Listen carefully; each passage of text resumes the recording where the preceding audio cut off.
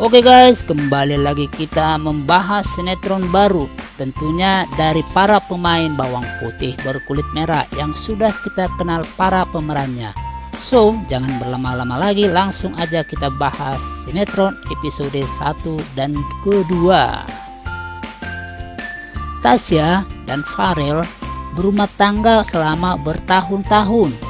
Tasya yang memiliki berat badan yang lebih merasa bahagia ketika Farel yang tampan ingin menikahinya. Tanpa ia ketahui, Farel hanya memanfaatkan kekayaan mendiang ayah Tasya dan gak mencintainya sama sekali.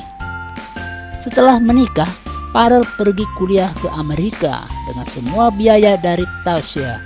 Sedangkan Tasya harus tinggal dengan keluarga Farel yang memperlakukannya dengan tidak baik sama sekali. 5 tahun berlalu, Tasya mengetahui bahwa Farel selingkuh. Di belakangnya pertengkaran pun terjadi dan Tasya mengancam akan membongkar kelakuannya kepada semua orang dan mempermalukan Farel dan selingkuhannya. Nasib malang kembali menimpa Tasya. Ia terlibat kecelakaan dan dinyatakan hilang.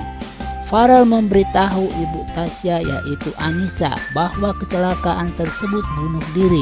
Namun Anissa nggak mempercayai semua itu. Beberapa bulan kemudian Tasya kembali dengan sosok baru dan identitas baru bernama Amanda. Amanda berniat merebut kembali hati Farel dan membalaskan sakit hatinya. Kecantikannya dan kekayaan Amanda membuat Farel terpikat dan memulai meninggalkan Giselle. Di balik perubahan Amanda, ada seorang pria kaya bernama Rangga yang menolongnya saat kecelakaan terjadi. Ternyata Rangga juga memiliki tujuan di balik perubahan Amanda. Amanda nampak membeli mobil antik. Adik Farel diancam di acara amal. Dia melakukan itu untuk bisa ketemu Farel biar bisa balas dendam. Amanda lalu berkasih kartu namanya. Dia bilang siapa tahu bisa bekerja sama. Amanda lalu pergi. Dia kasih senyum ke Giselle. Amanda masuk mobil. Di dalam mobil sudah ada Rangga. Amanda cerita kalau dirinya ketemu Farel dan Giselle. Amanda bilang badannya sampai gemetaran. Rangga bilang kalau ini waktu yang tepat untuk merebut suamimu dari Giselle. Kembali ke Farel dan Giselle bicara pernikahannya, tiba-tiba dia terjatuh. Hank Hassel sampai patah. Farel mengatakan dia akan membelikan yang baru. Amanda nampak ketemu dengan Farel. Mereka ketemu di golf.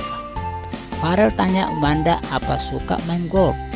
Amanda mengatakan dia masih belajar. Farel lalu mengajari Amanda bermain golf.